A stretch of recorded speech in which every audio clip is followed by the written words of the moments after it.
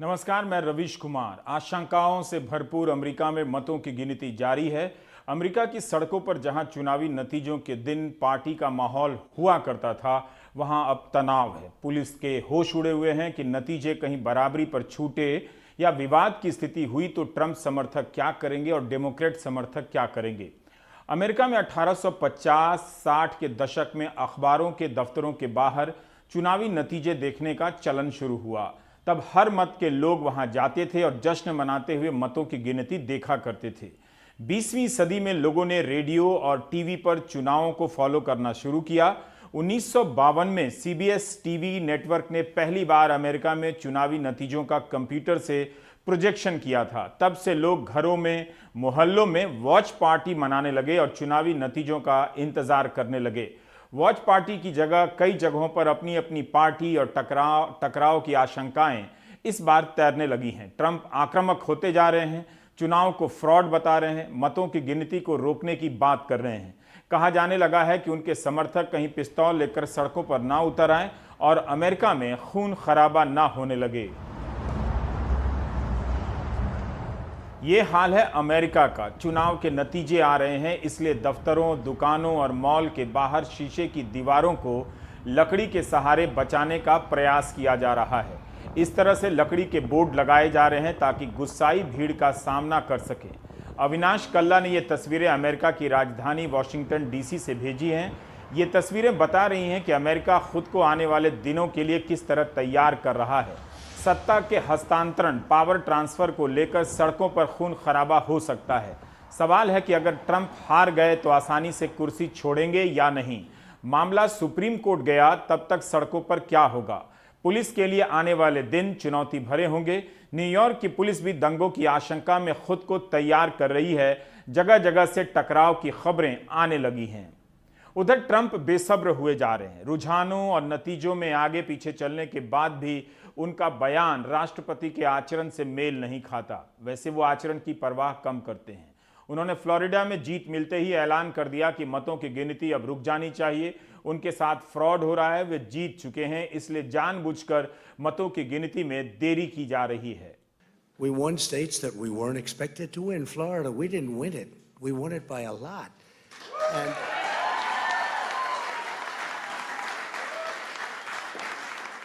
this is a fraud on the American public. This is an embarrassment to our country. We were getting ready to win this election. Frankly, we did win this election. We did win this election. So our goal now is to ensure the integrity for the good of this nation. This is a very big moment. This is a major fraud in our nation. We want the law to be used in a proper manner. So we'll be going to the U.S. Supreme Court.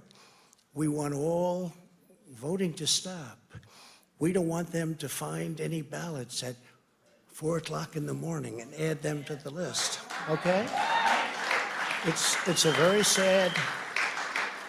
sad moment. To me, this is a very sad moment, and we will win this, and as far as I'm concerned, we already have won it.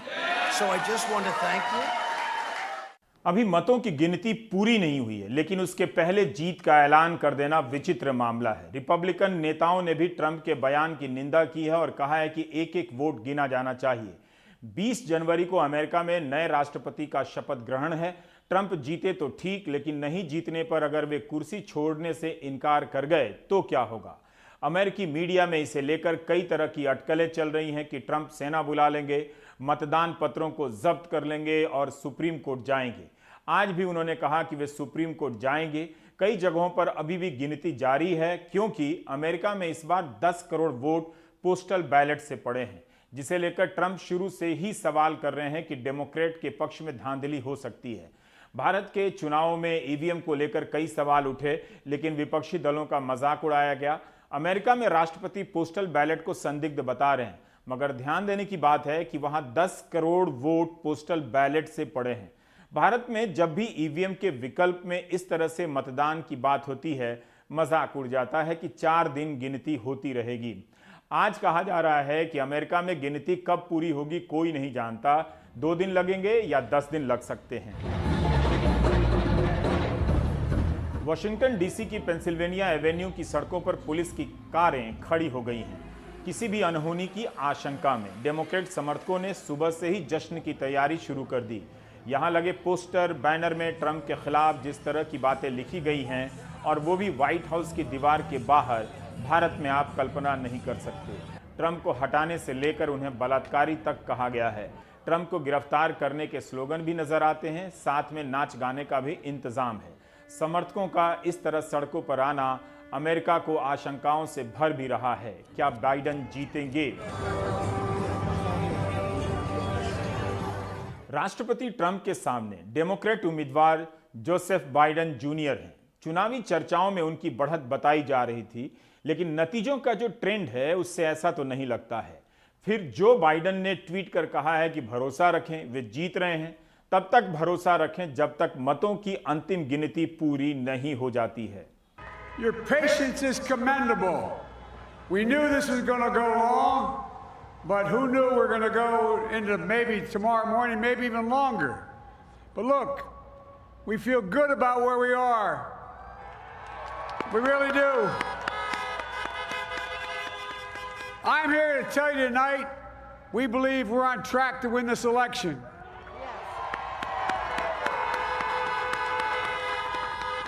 We knew because of the unprecedented early vote and the mail-in vote that it's going to take a while.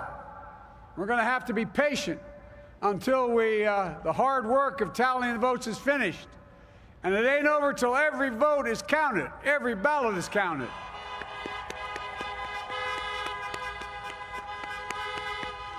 You know, we could know the results as early as tomorrow morning, but it may take a little longer. As I've said all along, it's not my place or Donald Trump's place to declare who's won this election.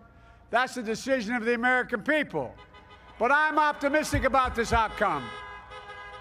And I want to thank every one of you who came out and voted in this election. अमेरिकी चुनावों को समझने के लिए 2 बातों का ध्यान रखना बहुत जरूरी है। एक पॉपुलर वोट होता है और एक इलेक्टोरल कॉलेज होता है। दोनों में फर्क है। राष्ट्रपति बनने के लिए इलेक्टोरल कॉलेज का समर्थन मिलना जरूरी होता है।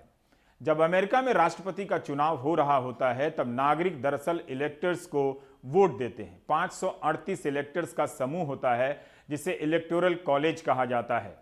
जिसे भी 538 में से 270 इलेक्टर्स का समर्थन मिल जाता है, वो अमेरिका का अगला राष्ट्रपति बनता है। इन इलेक्टर्स का हर 4 साल पर केवल राष्ट्रपति और उपराष्ट्रपति को चुनने के लिए चयन होता है। राज्यों की आबादी के आधार पर हर राज्य को एक निश्चित संख्या के इलेक्टर मिलते हैं। ये इलेक्टर अपने राज्य में राष्ट्रपति उम्मीदवार को राज्य में मिले कुल वोटों के आधार पर अपना समर्थन देते हैं। जैसे अगर टेक्सास में ट्रंप को पॉपुलर वोट यानी लोगों द्वारा दिए गए कुल वोट का बहुमत मिलता है, तो टेक्सास के सभी इलेक्टर्स ट्रंप को समर्थन देते हैं। ऐसे में स्विंग स्टेट काफी मायने रखते हैं, क्योंकि वे अपना समर्थन बदलते रहते हैं, कभी डेमोक्रेट कभी रिपब्लिकन। इनकी संख्या आबादी और राजनीतिक कारणों के चलते बदलती रहती है। जैसे इस बार Michigan, Georgia, North Carolina, Pennsylvania, Wisconsin और एरिजोना अहम स्विंग स्टेट हैं। इसलिए इन राज्यों पर प्रत्याशी ज्यादा ध्यान देते हैं, क्योंकि यहां पर जो वोटों का बहुमत पा लेता है उसे इन राज्यों के सभी इलेक्टर्स का सपोर्ट भी मिल जाता है, और वह देश भर के पॉपुलर वोट में पीछे होते हुए भी चुनाव जीत जाता है। जैसे 2016 में हुआ, जब 30 लाख पॉपुलर वोट ज्यादा होने के बावजूद हिलेरी क्लिंटन स्विंग स्टेट में हार गईं और इलेक्टोरल कॉलेज का समर्थन नहीं पा सकी थीं। यह जानकारी आपको हर जगह मिलेगी। For 47 years, Sleepy Joe Biden betrayed Hispanic. Florida ऐसा स्विंग स्टेट है जो ट्रंप और रिपब्लिकन पार्टी की नाक है। यहां ट्रंप इस बार भी जीते हैं, लेकिन ऐसी ही एक नाक टेक्सास भी है। यहां जीत का अंतर कम हो गया है। ट्रंप को मात्र 6% के अंतर से जीत मिली है। इसके अलावा ओहायो, आयोवा जीत चुके हैं और पेंसिल्वेनिया, जॉर्जिया और नॉर्थ कैरोलिना में आगे बने हुए हैं। लाखों मतों की गिनती बाकी है। ट्रंप का कहना है कि विस्कॉन्सिन, मिशिगन, पेंसिल्वेनिया जीत रहे हैं। दूसरी तरफ बाइडेन को New York, Washington, new Hampshire, California और मिनेसोटा में या तो जीत मिल चुकी है या जीत के करीब हैं। एरिजोना, मिशिगन, नेवाडा और विस्कॉन्सिन में बाइडेन आगे हैं। अभी जिन मतों के नतीजे सामने आए हैं वो बाद में डाले गए हैं। जिन लोगों ने अर्ली वोटिंग यानी शुरू के दौर में मतदान किए हैं, उनके मत पूरी तरह से नहीं गिने गए हैं। चुनाव के नतीजे के लिए हमें 1-2 दिन और इंतजार करना पड़ेगा, लेकिन एक चीज तो स्पष्ट है कि यह देश कितना डिवाइडेड, कितना पोलराइज्ड है। इस चुनाव को संदर्भ में समझिए। इस चुनाव के सबसे बड़े मुद्दे क्या थे? ट्रंप और बाइडेन की नीतियों के बीच में काफी फर्क है। इकोनॉमी की देखभाल में, इमिग्रेशन नीतियों में, फॉरेन पॉलिसी को लेकर। लेकिन बाइडेन का अमल यह था कि इस कोविड महामारी चुनाव का सबसे बड़े मुद्दा होगा। देखिए, मार्च से लेकर अब तक 2,37,000 लोग कोविड महामारी के शिकार बने हैं। तकरीबन 1 करोड़ लोग संक्रमित हुए हैं। कई लोगों कहते हैं कि ट्रंप के प्रशासन ने महामारी के खिलाफ लड़ने में लापरवाही दिखाई दी है और इस बात पर सवाल उठाने शुरू कर दिए हैं। ट्रंप को पहले से ही महामारी के बारे में अच्छी तरह से पता था, लेकिन इसके खतरे को कम करने के लिए जारी रखा। उन्होंने गलत सूचनाओं को भी बढ़ावा दिया। कई बार पब्लिक में मास्क पहनने से इनकार कर दिया। इसलिए काफी लोगों का कहना है कि इस महामारी ट्रंप सरकार की सबसे बड़ी कमजोरी हो सकती थी। और यह भी समझना चाहिए कि जो बाइडेन एक समझौता करने वाला उम्मीदवार है, एक कॉम्प्रोमाइज कैंडिडेट है, और उन्होंने खुलेआम कहा है कि वह केवल एक कार्यकाल के लिए सत्ता में रहने का इरादा रखता है। मुझे अभी भी याद है उनका कैंपेन का एक वीडियो देखा था। शुरू में सवाल पूछता है, जो बाइडेन कौन है? और फिर जवाब आता है, मैं उन शख्स हूं जो डोनाल्ड ट्रंप को हराने जा रहा हूं। यानी जो बाइडेन ने खुद को सिर्फ एक ट्रंप विरोधी के रूप में चित्रित करने का निश्चय लिया है। उनका पूरा स्ट्रैटेजी यह थी कि उस चुनाव को ट्रंप को लेकर एक रेफरेंडम की तरह रहे, और इसलिए ट्रंप की अनपॉपुलैरिटी के कारण लोग उन्हें सत्ता से निकालेंगे। लेकिन एक बात ध्यान में रखना चाहिए कि इन 4 सालों में और इस चुनाव में भी ट्रंप का लोकप्रियता में काफी बदलाव नहीं हुआ है। उसने जो कुछ भी किया, उनका पॉपुलैरिटी न ऊपर गया है न नीचे। उनके पास तकरीबन 40% लोग हैं जो हमेशा उसके लिए वोट करेंगे, और 40% लोग भी हैं जो उनके लिए कभी भी वोट नहीं देंगे। और इस इलेक्टोरल कॉलेज की सिस्टम के कारण उन 5 अहम राज्यों में 50% लोग वोट जीतना है, और इन 4 सालों में उन वोटों ने ट्रंप को नहीं छोड़ा। इसलिए लोग कहते हैं कि इन पिछले 4 साल और यह चुनाव इतिहास के सबसे पोलराइज्ड इलेक्शन माना जा सकता है। अगर कुछ दिनों में जो कुछ भी होता है, यह स्पष्ट है कि इस देश एक गंभीर तरीके से बटा हुआ है। और कई जगहों की जीत के रुझान अब स्पष्ट हो चुके हैं, कुछ जगहों पर बचे हुए हैं। हमारे साथ अविनाश कल्ला जुड़ रहे हैं। अविनाश, आप कई दिनों से अमेरिका की यात्रा कर रहे हैं, चुनावी यात्रा कवरेज कर रहे हैं। मैं अपने दर्शकों के लिए समझना चाहता हूं कि इस वक्त क्या स्टेटस है जिस वक्त हम आपसे बात कर रहे हैं, और ये क्यों कहा जा रहा है कि चुनावों की गिनती और एक एक वोट के गिने जाने और अंतिम नतीजे आने में कुछ दिन लग सकते हैं? जी रवीश, मैं आपको एक साधारण गणित समझाता हूं। अभी तक 538 इलेक्टोरल वोट्स जो कि टोटल वोट है, उसमें से 450 की गिनती हो चुकी है। कंफर्म इलेक्शन रिजल्ट्स आ चुके हैं। इन 450 में से उपराष्ट्रपति बाइडेन के पास 237 इलेक्टोरल कॉलेज के वोट्स हैं और राष्ट्रपति ट्रंप के पास 213।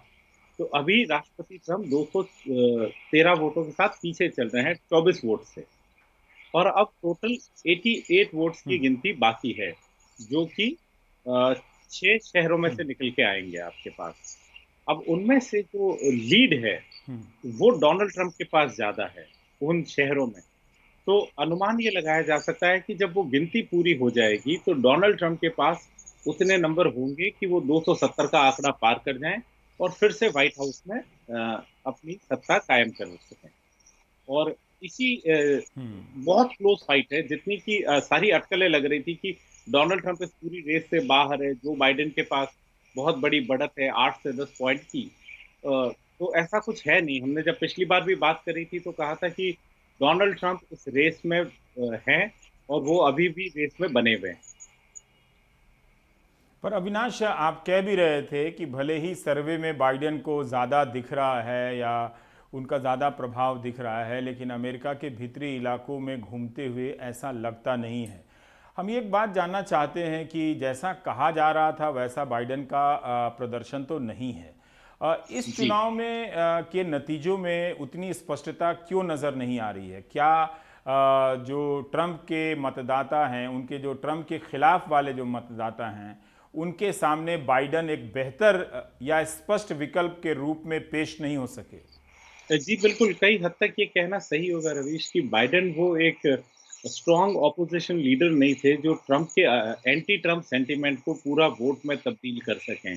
ट्रंप के खिलाफ एक बहुत बड़ा माहौल था, पर ऐसा कोई कैंडिडेट था नहीं। कई लोगों ने ये कहा कि जो बाइडेन का ये तीसरा प्रयास है राष्ट्रपति पद पे जाने के लिए। जब वो 44 इयर्स के थे तो 60s में उन्होंने पहला प्रयास किया, प्राइमरीज में ही बाहर हो गए। उसके बाद वो दूसरी बार जब लड़े तो ओबामा ने उन्हें रेस में पीछे किया और उन्हें वाइस प्रेसिडेंट बनना पड़ा और ये उनका तीसरा प्रयास है। तो उनका एक बहुत लंबा कार्यकाल है, 47 इयर्स ऑफ एक्टिव पॉलिटिक्स है। तो लोगों ने कहा इनको जितना चांस दे सकते थे, उतना दे चुके हैं। अब वो ज़्यादा कॉन्फिडेंस एस्पायर नहीं कर पा रहे थे। तो ये भी एक बहुत बड़ा कारण रहा कि हम्म। जो बाइडेन इस एंटी ट्रम्प सेंटिमेंट का फ़ायदा नहीं उठा पाए और हर जगह। क्या ये भी वजह रही? जी, जी। और जी, आप हाँ, बात पूरी एक करें। और ये बात कह रहे हैं कि हर जगह जितनी भी हमने सर्वे और आंकड़े पढ़े, उसमें इतनी बड़ी लीड थी और आज कई विश्लेषक ये कह रहे हैं कि साइलेंट वोटर ट्रम्प के साथ था। मैं इसको थोड़ा काउंटर करना चाहूँगा कि वोटर कभी साइलेंट नहीं था, सर्वे वाले शायद उन तक पहुँचे ही नहीं थे। अगर आप हार्टलैंड में जाते, मैं भी जब हम्म। अमेरिका उतरा तो मुझे भी जितना ज्ञान था ये सारा कुछ पढ़ के जो हम यहाँ पढ़ पा रहे हैं, तो मुझे लग रहा हम्म। था कि जो बाइडेन आराम से ये चुनाव जीत जाएँगे। पर अमेरिका में ट्रैवल करने के 10 से हम्म। 12 दिन में ही दिखने लग गया कि इतना उनके पक्ष में माहौल नहीं है। डोनाल्ड ट्रंप की दावेदारी अभी भी मजबूत है। तो मेरे लिए चुनाव बहुत सिंपल था कि हम्म। क्या अमेरिका अपनी पॉकेट के लिए वोट करेगा या अपने प्रिंसिपल्स के लिए। बट अमेरिका एक कैपिटलिस्टिक हम्म। डेमोक्रेसी है और उन्होंने फिर से प्रूव किया कि हम्म। हम पहले पॉकेट को देखेंगे, प्रिंसिपल्स बाद में होते रहेंगे। पर इसको कैसे समझा जाए अविनाश कि अगर ट्रंप जीत की तरफ बढ़ रहे हैं, बहुत कम दूरी है, कुछ समय बाद ऐलान भी हो सकता है अगर वो बढ़ते चले जाते हैं, और बाइडन का, अगर बाइडन को बढ़त मिल भी जाती है मान लेते हैं तो इतना तो अंतर उनमें है नहीं, लग नहीं रहा कि बहुत लोकप्रिय नेता के रूप में उभरे हैं। पर कुछ देर के लिए हम ट्रंप पर टिके रहते हैं, पर जीतने की संभावनाओं को देखते हुए भी ट्रंप कह रहे हैं कि ये फ्रॉड हो रहा है इलेक्शन, सुप्रीम कोर्ट जाएंगे, बैलेट बॉक्स जो पोस्टल बैलेट है उसमें धांधली हो रही है। उनका ये अविश्वास क्या बता रहा देखिए, है? क्या वो अपनी गिरती हुई लोकप्रियता को कवर देने के लिए कर रहे हैं कि जीतने के बाद भी उन्हें कुछ तर्कों का सहारा चाहिए? जी बिल्कुल। देखिए, पिछली बार भी जो पॉपुलर वोट है वो डोनाल्ड ट्रंप को नहीं मिला और इस बार भी वो कुछ 1.2% से पीछे चल रहे हैं। पर जो यहाँ का इलेक्शन है वो इलेक्टोरल कॉलेज से डिसाइड होता है और डोनाल्ड ट्रंप की स्थिति वहाँ मजबूत है। उन्होंने उन छोटे एरियाज में बढ़त रखी जहाँ से वोट भले उतनी तादाद में नहीं आते पर कम वोट्स लाने से भी वो इलेक्टोरल कॉलेजेस जीत जाते हैं। तो उनके एरिया ऑफ इन्फ्लुएंस में हम्म। मोस्टली अगर एक सिर्फ अपवाद रहा इस बार का एरिज़ोना। तो डोनाल्ड ट्रंप अब जो ये हम्म। स्टेटमेंट उन्होंने दिया है, ये उन्होंने बहुत ही कॉशियस सोचे-समझे मूव के साथ दिया है। जो बाइडेन पहले बाहर आए और उन्होंने कहा कि हम बस जीत ही रहे, थोड़ा इंतज़ार कीजिए। तो जो बाइडेन 2000 में जो हम्म। अल गोर ने गलती करी, वो नहीं दोहराना चाह रहे थे। उनके जो कैंपेन मैनेजर्स ने उन्हें कहा कि देखिए अब फाइट बहुत क्लोज़ जा रही है, आप जनता के बीच जाएँ और उनमें विश्वास दें कि हम अभी भी जीत सकते हैं। तो पहले आए बाइडेन और उसके हम्म। ठीक 1.5 से 2 घंटे बाद राष्ट्रपति ट्रंप आए। और ट्रंप ने पूरे हम्म। कॉन्वर्सेशन में ये कहीं नहीं बोला कि मुझे कोई प्रॉब्लम है। जाते-जाते वो जो कि वो कई बार बोल जाते हैं, वो बिना सोचे-समझे बोलते हैं या उनकी कोई स्ट्रैटेजी हो, उन्होंने क्लियरली कहा कि अब मैं कोर्ट जाऊँगा। जबकि उनको कोर्ट जाने की इन आंकड़ों पे कोई जल्दबाज़ी नहीं दिखती। सिर्फ पेंसिल्वेनिया एक जगह है, जहाँ सिर्फ 64% की हम्म। वोट काउंटिंग हुई है। बाकी सारी जगहों पे 90% हम्म। से ज़्यादा वोट काउंट किया जा चुका है और डोनाल्ड ट्रंप एक अच्छी लीड में है। तो सिर्फ पेंसिल्वेनिया में वो कोई चांस लेना नहीं चाहते थे, तो उन्होंने ये माइंड गेम्स और प्रेशर टैक्टिक्स खेलना अब शुरू कर दिया। और अभी भी इस बात में उन्होंने ये कहीं नहीं कहा है रवीश कि काउंटिंग रोक दी जाए।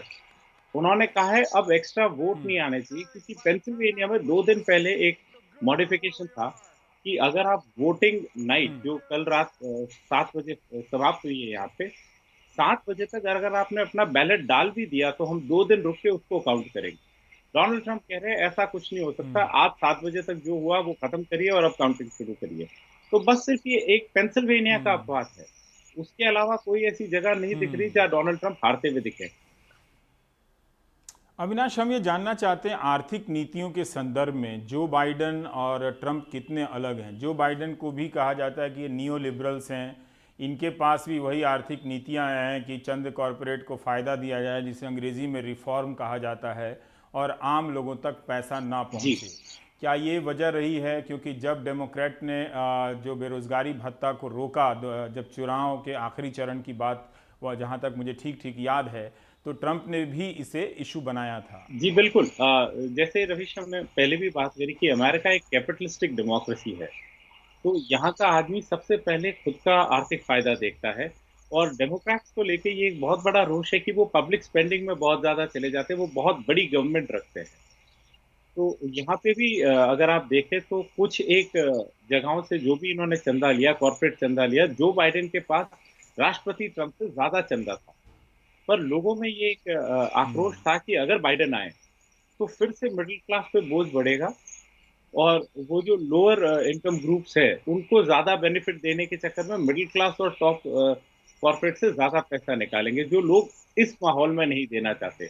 और दूसरा, लोगों को एक ये विश्वास है कि राष्ट्रपति ट्रंप जो न्यूयॉर्क से आते हैं वो आउटसाइडर हैं, he still considered a very popular outside businessman. तो लोगों में ये आस्था है कि अगर ट्रंप बने रहे तो स्टॉक मार्केट अच्छा रहेगा। मैं आपको एक उदाहरण देता हूँ। शिकागो में मैं था और मैं वहाँ के लोकल लोगों से मिल रहा था, मेन शिकागो सिटी में। और शिकागो वहाँ से है जहाँ से कि राष्ट्रपति ओबामा आते हैं, तो डेमोक्रेट्स का गढ़ है। तो एक 70 साल के रिटायर्ड आदमी से मेरी बात हो रही थी, तो वो बिल्कुल ट्रंप के एंटी बोल रहे थे कि ये बहुत रेशियल है, इन्होंने बहुत ज्यादा डिवाइड कर दी। तो मैंने कहा आपका वोट किस पे डिसाइड होगा? तो रवीश उनका एक लाइन में जवाब था, मैं डोनाल्ड ट्रंप को वोट दूंगा, क्योंकि मेरी और मेरी वाइफ की ओल्ड एज हो चुकी है, और अगर हमारा पैसा मार्केट में जो लगा हुआ है, अगर स्टॉक्स नीचे गिर गए तो हम हमारा ओल्ड एज का खर्चा नहीं निकाल पाएंगे। तो अगर हमें सीधे सीधे ओल्ड एज अपनी ढंग से निकालनी है तो हमें वोट डोनाल्ड ट्रंप को देना है। और ये वो एग्जाम्पल था शिकागो में, जिससे मुझे लगने लगा कि नहीं, डोनाल्ड ट्रंप रेस से बाहर नहीं है, उनका पैसा ही उनके लिए सबसे इम्पोर्टेंट एसेट बन के आएगा, और वही हुआ। अविनाश, आपने 2 तस्वीरें भेजी हैं कि वॉशिंगटन डीसी की सड़कों पर डेमोक्रेट समर्थक पूरे जश्न की तैयारी करने लगे, और दूसरी तरफ दुकानों के बाहर लकड़ी की दीवारें बनाई जाने लगी ताकि ट्रंप के समर्थक उन्हें ना तोड़ दें। लेकिन ट्रंप के समर्थकों ने उस तरह से जो डेमोक्रेट वालों ने जो जल्दबाजी की है, इस पे आपका क्या कहना है कि इस चुनाव के बाद भी अमेरिका के समाज में जो तनाव पैदा हुआ था वो सेटल नहीं हो रहा है, बल्कि और ज्यादा करीब आ गया है एक दूसरे के आमने सामने? बिल्कुल। अब अमेरिका में लाइन बहुत क्लियर है, या तो आप ट्रंप के साथ हैं या आप विरोध में।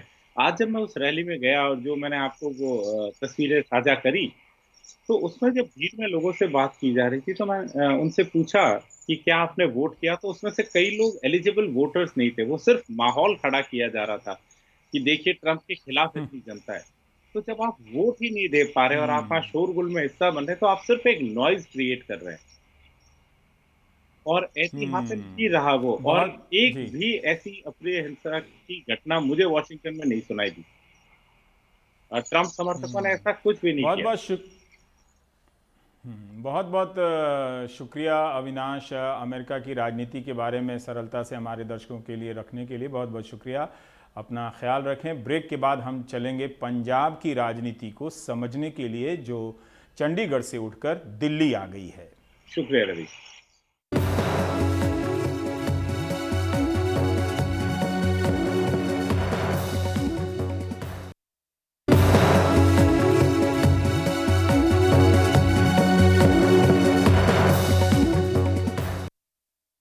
पंजाब की पूरी सरकार आज मुख्यमंत्री कैप्टन अमरिंदर सिंह की अगुवाई में दिल्ली के जंतर मंतर पर एक दिन के सांकेतिक धरने पर बैठी।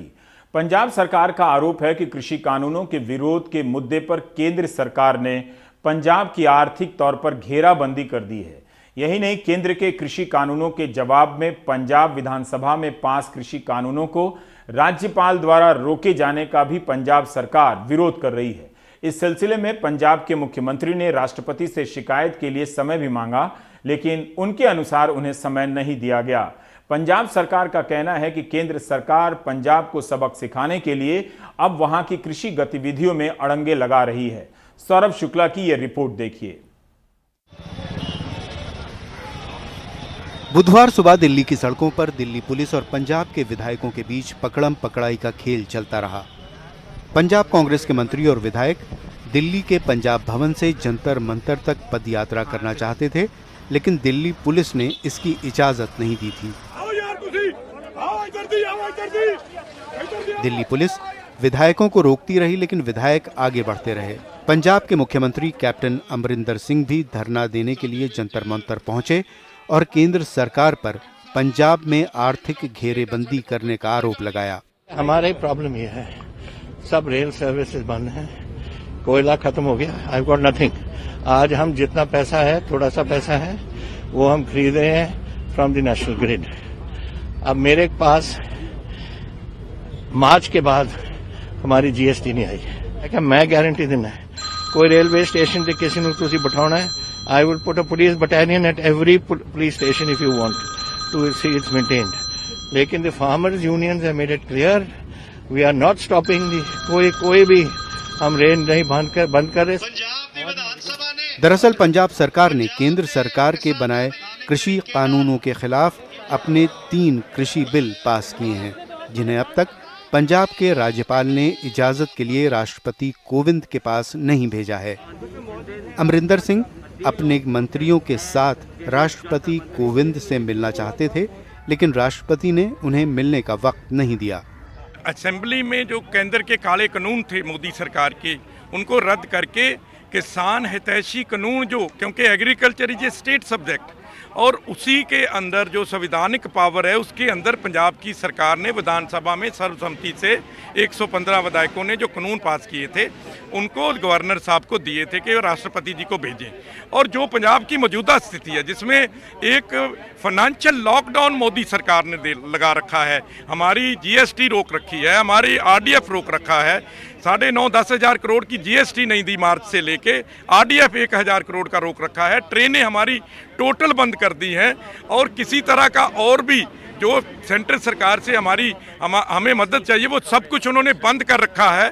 और इसी वजह से हम लोग राष्ट्रपति को अपनी बात ब्रीफ करने के लिए, अपनी बात रखने के लिए, क्योंकि राष्ट्रपति जो है वो पूरे जो हमारे देश की सर्वोत्तम पदवी पे है, हमारे सबसे अगर कोई बाप के रूप में है तो राष्ट्रपति जी हैं। कुलदीप जी ये बताइए, ट्रेन नहीं चल रही इस वजह से कोयला नहीं पहुंच पा रहा है, तो क्या बिजली की समस्या हो गई क्योंकि थर्मल प्लांट्स के लिए कोयला नहीं है? क्या बिजली की समस्या उत्पन्न हो गई? बिजली की समस्या हो चुकी है और ट्रेनें ना जाने की वजह से पूरी इंडस्ट्री का जो माल बना हुआ है वो कंटेनर जो हैं वो लुधियाना के ड्राई पोर्ट के ऊपर हजारों करोड़ रुपए के पड़े हैं। हौजरी का नुकसान हो रहा है, इंडस्ट्री का नुकसान हो रहा है, बारदाना जो हमने जो धान की फसल है जो बोरियां होती हैं वो नहीं पहुंच पा रही हैं, जो गेहूं उठ के गोदामों में से बाहर जानी है वो नहीं उठाई जा रही है। तो हर तरह का, क्योंकि ये सोच रहे हैं कि पंजाब की सरकार के ऊपर ये दबाव डालो और ये पंजाब की सरकार जो है हमारे काले कानून मान ले। दिलचस्प बात यह भी रही कि कैप्टन अमरिंदर सिंह से अक्सर खफा रहने वाले नवजोत सिंह सिद्धू भी धरने पर पहुंचे। समस्या सबसे बड़ी पंजाब के सामने ये है कि ट्रेन न चलने से जो थर्मल प्लांट्स हैं उन पर कोयला नहीं पहुंच रहा है, लेकिन फिलहाल जो बिजली है वो पावर ग्रिड से मिल रही है पंजाब को, जो कि केंद्र सरकार के अंतर्गत है। और अमरिंदर सिंह का कहना है कि ट्रेन चलाई जाए, उसकी सुरक्षा की जिम्मेदारी पंजाब पुलिस की होगी, यानी पंजाब सरकार की होगी। नई दिल्ली में एन रवि के साथ सौरभ शुक्ला, एनडीटीवी इंडिया।